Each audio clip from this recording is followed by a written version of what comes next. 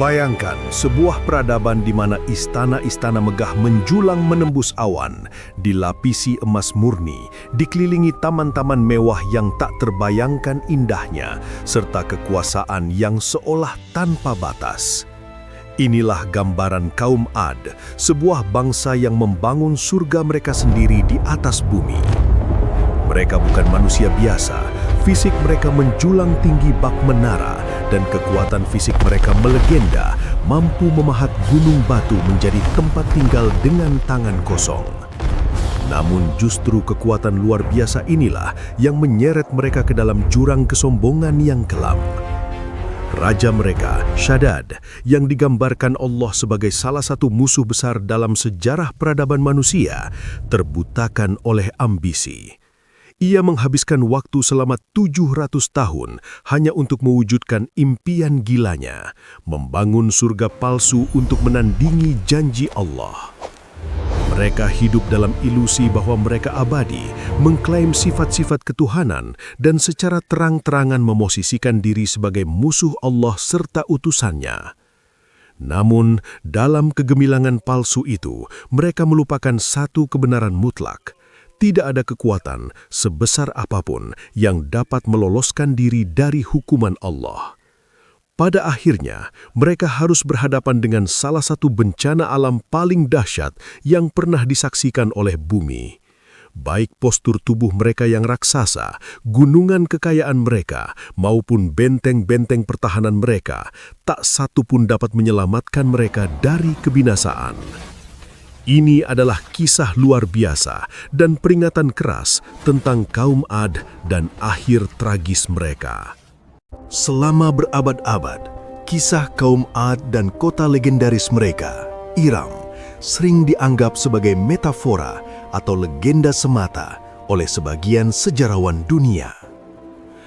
Bagaimana mungkin sebuah kota dengan tiang-tiang tinggi yang disebut Al-Quran hilang begitu saja di tengah gurun? Namun, kemajuan teknologi modern di abad ke-21 perlahan mulai membuka tabir misteri ini, mengubah apa yang dulunya dianggap dongeng menjadi fakta ilmiah yang mengejutkan. Mari kita telusuri dulu jejak sejarahnya. Di tengah kegelapan moral yang melanda, hadirlah sosok Hud alaihissalam, salah satu nabi mulia yang disebutkan dalam Al-Quran yang berasal dari garis keturunan Nabi Nuh alaihissalam. Dalam Quran surat Hud dan berbagai surat lainnya, dikisahkan dengan indah bagaimana beliau diutus secara khusus kepada kaum Ad untuk membawa cahaya tauhid, keesaan Allah. Misi beliau tidaklah mudah. Hud harus berhadapan dengan bangsa yang keras kepala dan merasa diri mereka paling hebat di muka bumi.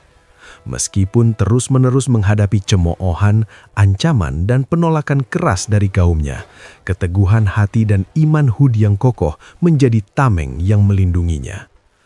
Kaum Ad mendiami wilayah subur dan kaya raya yang dikenal sebagai Ubar atau Iram, terletak di antara hamparan wilayah Yaman dan Oman saat ini. Wilayah ini digambarkan secara spesifik dalam Al-Quran sebagai Iram yang mempunyai tiang-tiang tinggi, Iram Zat al-Imad, sebuah julukan yang merujuk pada arsitektur monumental mereka yang belum pernah ada tandingannya. Hal ini diabadikan dalam Quran surat Al-Fajr. Tidakkah engkau memperhatikan bagaimana Tuhanmu berbuat terhadap kaum Ad, yaitu penduduk Iram yang mempunyai bangunan-bangunan yang tinggi, yang belum pernah dibangun suatu kota seperti itu di negeri-negeri lain. Ayat-ayat ini bukan sekedar deskripsi, melainkan kesaksian sejarah akan kemajuan teknik sipil mereka. Kota Iram dipenuhi pilar-pilar raksasa yang menopang struktur bangunan yang megah dan kokoh. Kaum Ad sangat bangga, bahkan takabur dengan pencapaian fisik dan materi mereka. Di kota yang indah ini, hati mereka membatu. Mereka menjadi sombong dan secara angkuh mengingkari Sang Pencipta. Mereka dikenal karena fanatisme buta terhadap berhala-berhala yang mereka buat sendiri. Mereka menutup mata terhadap tanda-tanda kebesaran Allah di alam semesta dan bertindak sewenang-wenang, seolah-olah tidak ada kekuatan apapun yang mampu menyentuh atau menyakiti mereka. Allah telah melimpahkan nikmat yang luar biasa kepada kaum Ad. Postur tubuh yang tinggi dan kuat, kekayaan alam yang melimpah, serta tanah yang sangat subur. Mereka hidup bergelimang harta. Panen mereka tak pernah gagal. Ternak mereka berkembang biak dengan cepat. Kehidupan mereka dipenuhi kenyamanan dan mereka dikaruniai umur yang panjang, jauh melampaui rata-rata manusia biasa.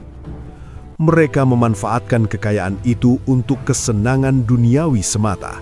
Mereka membangun taman-taman gantung, kolam-kolam jernih, dan istana-istana megah di setiap puncak bukit sebagai tanda kekuasaan. Mereka meyakini bahwa karya-karya monumental ini akan membuat nama dan eksistensi mereka abadi.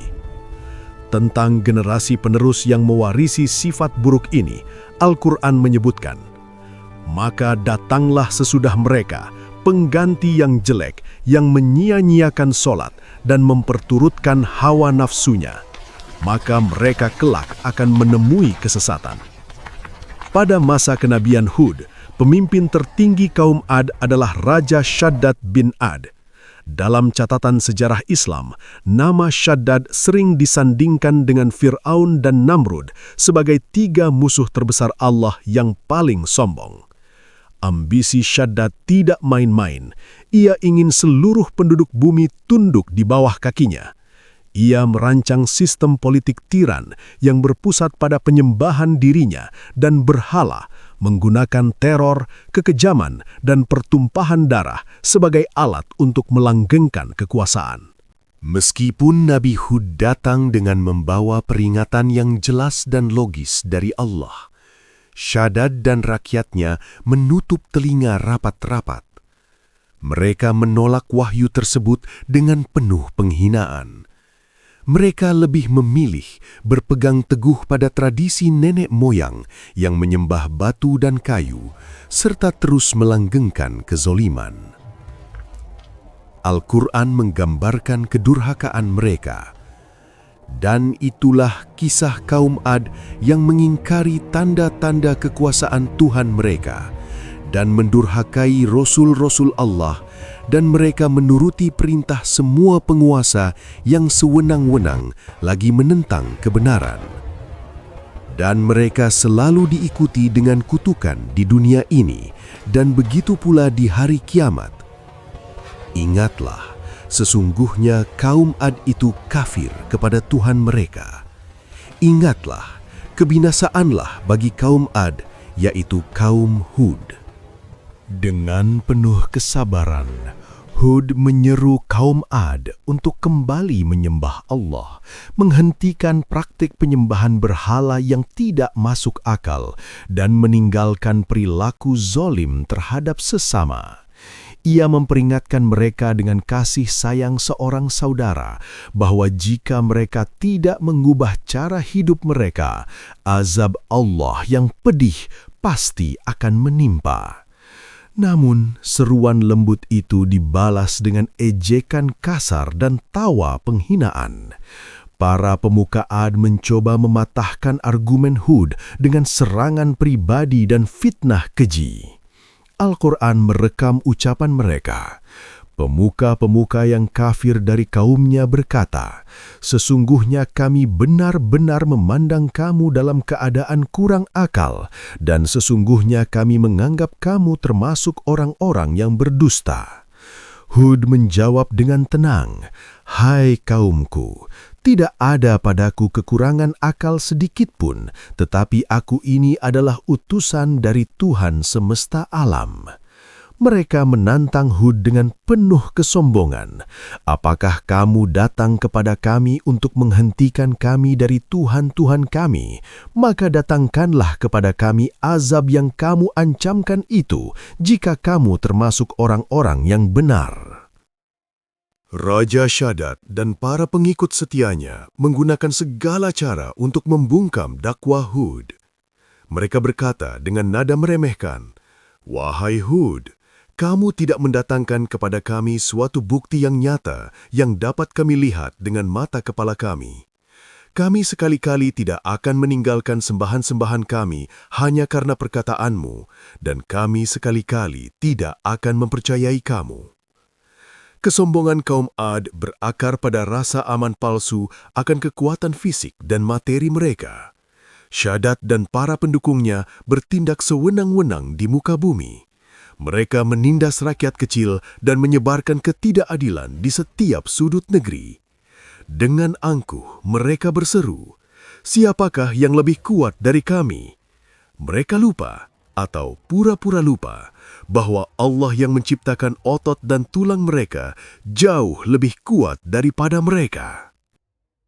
Dalam sebuah dialog yang menentukan, Hud berkata kepada mereka, "Jika kalian mengikuti perintah Allah, Dia menjanjikan balasan yang jauh lebih baik, istana-istana abadi yang di bawahnya mengalir sungai-sungai syurga. Tinggalkanlah kemusyrikan, berhentilah menuhankan Syaddad, jangan menyembah siapapun selain Allah, dan ikutilah ajaran yang kubawa." Ketika laporan ini sampai ke telinga Syaddad, ia murka dan berkata, "Bawalah orang ini, Hud yang mengaku sebagai nabi, ke hadapanku." Saat berhadapan, ia bertanya dengan nada mengejek, "Bagaimana kamu bisa mengaku sebagai nabi sementara aku adalah Tuhan penguasa negeri ini? Apa hebatnya janji Tuhanmu dibandingkan kekuasaanku?" Hud menjawab dengan gambaran syurga yang sesungguhnya. Dia menjanjikan istana dengan sungai yang mengalir di bawahnya, taman keabadian, bidadari yang suci, zamrud, tahta emas, dan pakaian sutra yang tidak bisa ditiru oleh penjahit dunia manapun. Dia menjanjikan tempat di mana tidak ada penyakit, tidak ada penuaan, tidak ada kesedihan, tidak ada kantuk, dan tidak ada kematian. Mendengar itu, Syaddad tertawa sinis dan berkata dengan kesombongan yang melampaui batas, "Jika dia menjanjikan istana yang di bawahnya mengalir sungai-sungai, aku tidak butuh janji itu. Aku akan membangun surga itu sendiri di dunia ini sekarang juga." Maka dimulailah mega proyek paling ambisius dalam sejarah kuno. Syaddad mengumpulkan setiap arsitek jenius, insinyur, dan pengrajin terampil dari seluruh penjuru negerinya. Dia memobilisasi pasukan 100.000 pekerja konstruksi, di mana setiap mandor membawahi 1.000 pekerja. Dia memerintahkan mereka menjelajahi bumi untuk mencari lokasi dengan udara paling segar dan pemandangan paling indah. Titah raja menyebar ke seluruh gubernur wilayah kekuasaannya. Kumpulkan semua emas, perak, mutiara, rubi, dan batu mulia yang ada di perut bumi maupun di tangan rakyat. Dia juga memerintahkan pengumpulan wewangian termahal seperti kesturi dan safron dalam jumlah yang tak masuk akal untuk mengharumkan surga buatannya. Dikatakan dalam riwayat bahwa pada masa pembangunan itu, dunia mengalami kelangkaan bahan berharga. Jika ada emas atau perak yang dijual, tidak ada yang mampu membelinya, karena semua telah disita untuk proyek raja.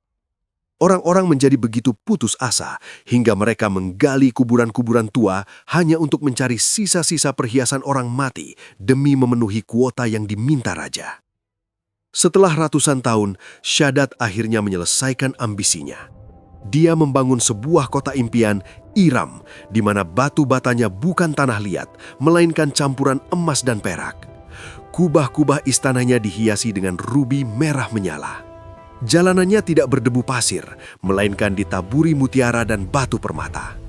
Di tepi-tepi sungai buatan yang mengalirkan air jernih, susu dan madu, ia menanam pohon-pohon buatan dari peridot hijau, dengan daun dari emas merah dan bunga dari perak murni. Ketika matahari pagi menyinari kota itu, pantulan cahaya dari emas, perak, dan permata menciptakan kilauan yang begitu dahsyat, hingga mata manusia tak sanggup menatapnya lama-lama. Sebagai pelengkap, Pria-pria paling tampan dan wanita-wanita paling cantik dipilih dari seluruh negeri untuk menghuni istana-istana tersebut, berperan layaknya bidadari. Dengan bangga, Shaddad menantang Hud, "Datang dan lihatlah surgaku. Apakah surga yang kamu janjikan terlihat seindah ini atau tidak?" Hud menjawab dengan hati yang pilu melihat kesesatan itu. "Wahai jiwa yang malang, kamu berbicara dengan kesombongan, mempercayai kekuatan fana dan kerajaanmu yang rapuh. Tidakkah kamu takut kepada Allah? Tahukah kamu apa yang akan menjadi akhir hidupmu dan bangunan ini?" Shaddad menyahut, "Tidak ada yang bisa menghancurkan kota ini. Kota ini dibangun dengan fondasi yang tertanam di kaki gunung. Rumah-rumahnya menyerap kekuatan dari gunung itu sendiri, terlindung dari badai dan gempa bumi." Shaddad membangun Iram untuk menantang Allah, mencoba menciptakan surga tandingan. Namun, ia melupakan satu kepastian, kematian. Tidak ada benteng yang mampu menahan takdir kematian. Saat Nabi Hud terus menyampaikan peringatan, kaum Ad bukannya sadar, malah menjadi semakin agresif dan brutal. Mereka mulai menyiksa para pengikut Hud, orang-orang beriman yang lemah, dengan harapan bisa mematahkan semangat mereka. Sebagai peringatan awal, Allah menahan hujan dari langit. Sungai-sungai yang dulu deras mulai mengering. Tanah yang hijau subur perlahan berubah menjadi kuning kecoklatan. Taman-taman indah Iram layu, buah-buahan membusuk di pohon. Kekeringan ekstrim melanda, membawa kelaparan dan keputusasaan. Nabi Hud memberi mereka peringatan terakhir di tengah bencana kekeringan itu. "Jika kamu berpaling, maka sesungguhnya aku telah menyampaikan kepadamu apa amanat yang aku diutus untuk menyampaikannya kepadamu. Dan Tuhanku akan mengganti kamu dengan kaum yang lain, dan kamu tidak dapat membuat mudarat kepadanya sedikit pun." Orang-orang raksasa yang dulu gagah perkasa, kini mengemis hanya untuk seteguk air. Namun, hati mereka tetap keras membatu. Melihat tiada lagi harapan bagi kaumnya untuk beriman, Hud akhirnya memanjatkan doa pamungkas. "Ya Allah, hancurkanlah kaum yang zalim ini. Berilah jarak antara aku dan mereka. Aku telah menyampaikan kebenaran, tetapi mereka menolak untuk mendengarkan." Maka datanglah hari pembalasan itu. Kaum Ad melihat awan hitam bergulung-gulung di ufuk. Awan badai. Itu datang untuk memberi kita air. Mereka bersorak kedirangan. "Inilah awan yang akan menurunkan hujan kepada kami." Mereka mengira keselamatan telah tiba. Namun Al-Quran membantah dugaan mereka.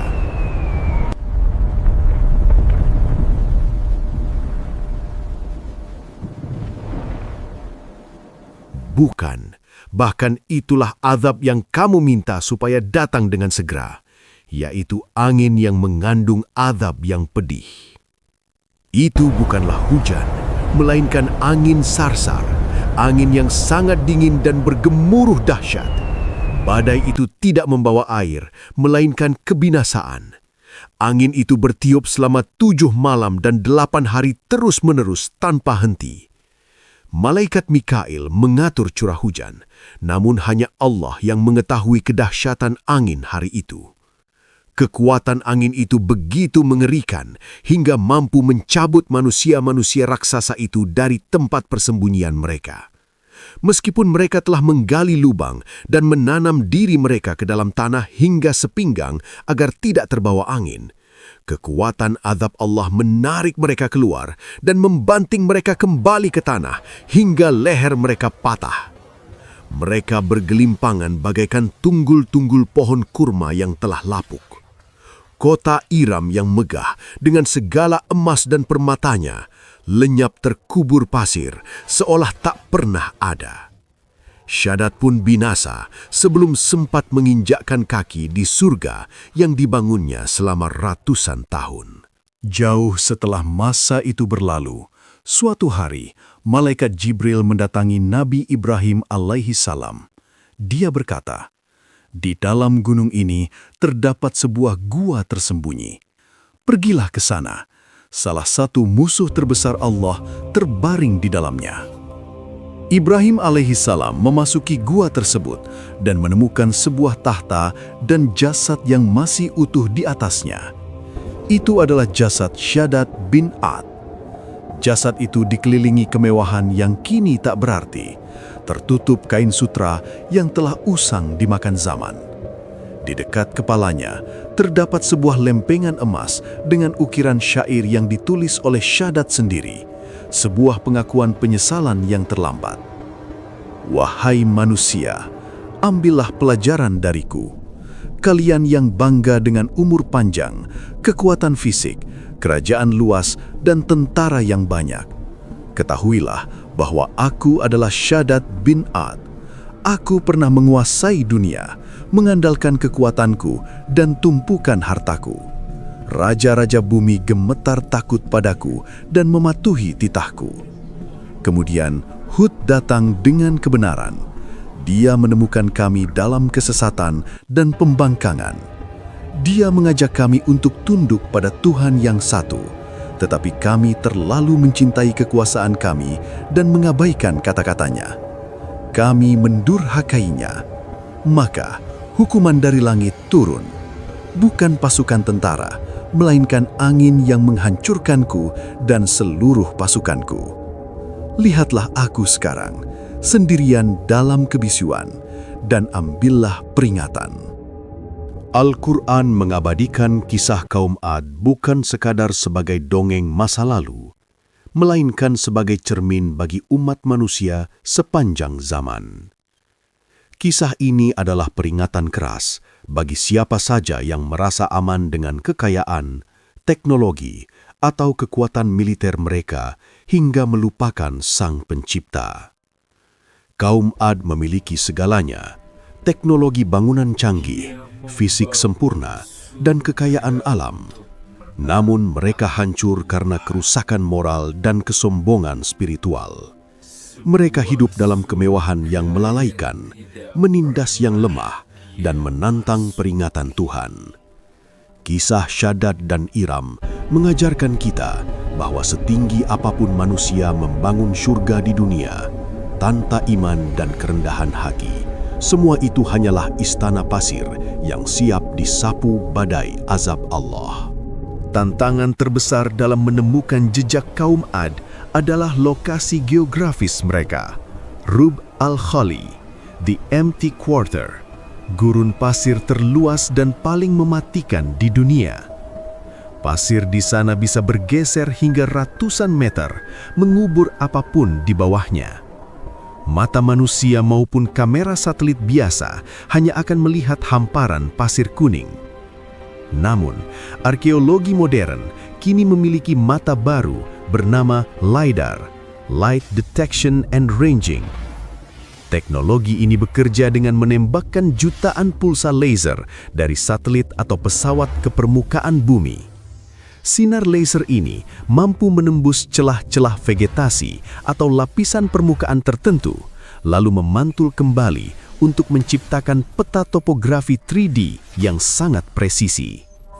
Hasil pemindaian di wilayah perbatasan Oman dan Yaman mengejutkan dunia sains.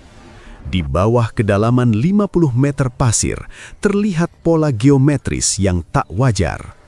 Fondasi bangunan, dinding-dinding runtuh, dan sisa-sisa saluran irigasi yang kompleks. Ini membuktikan bahwa wilayah yang kini tandus itu dulunya adalah pusat peradaban yang makmur, persis seperti deskripsi Iram dalam surah Al-Fajr. Al-Quran menggambarkan azab kaum Ad dengan istilah angin sarsar, angin yang sangat dingin, bergemuruh keras, dan berlangsung terus-menerus selama 7 malam 8 hari. Apakah angin semacam ini mungkin terjadi secara ilmiah? Dalam meteorologi teoritis, ada fenomena yang disebut hypercane. Ini adalah badai super yang jauh lebih dahsyat dari badai kategori 5 seperti badai Katrina. Hypercane terbentuk jika suhu permukaan laut sangat panas memicu siklon yang menjulang hingga ke lapisan stratosfer, lapisan atmosfer atas. Dampaknya mengerikan. Angin yang turun dari stratosfer membawa suhu beku yang ekstrim, flash freezing, dan kecepatannya bisa mencapai 800 km per jam, mendekati kecepatan suara supersonik. Jika angin ini menghantam sebuah kota, ia tidak hanya merobohkan bangunan, tapi juga membuat material seperti batu dan tulang menjadi getas karena suhu dingin yang mendadak, lalu menghancurkannya menjadi debu. Ini menjelaskan mengapa kaum Ad digambarkan mati bergelimpangan bagaikan tunggul pohon kurma yang lapuk. Ada aspek lain dari kehancuran kaum Ad yang jarang dibahas. Topografi tempat tinggal mereka. Wilayah Ahqaf digambarkan sebagai bukit-bukit pasir yang dikelilingi tebing atau pegunungan. Secara fisika akustik, bentuk lembah yang sempit dengan tebing tinggi dapat berfungsi sebagai terowongan angin raksasa. Ketika angin berkecepatan tinggi melewati celah-celah tebing batu, ia dapat menciptakan fenomena resonansi suara. Ini menghasilkan gelombang infrasonik, suara frekuensi rendah di bawah 20 Hz. Suara ini tidak bisa didengar oleh telinga manusia, namun efeknya mematikan. Penelitian modern menunjukkan bahwa paparan infrasonik dengan intensitas tinggi di atas 140 desibel dapat merusak organ dalam manusia. Paru-paru dan jantung akan bergetar mengikuti frekuensi suara hingga mengalami pendarahan internal. Korban bisa mati mendadak tanpa luka luar yang terlihat. Fenomena ini memberikan penjelasan ilmiah tentang bagaimana suara yang mengguntur bisa menjadi bagian dari mekanisme azab yang memusnahkan mereka. Salah satu ciri khas kaum Ad adalah kemampuan mereka membangun bangunan-bangunan tinggi atau pilar yang belum pernah ada tandingannya. Bagaimana peradaban kuno memotong dan mengangkut batu raksasa tanpa mesin hidrolik? Jawabannya mungkin bukan pada teknik pemahatan, melainkan kimia.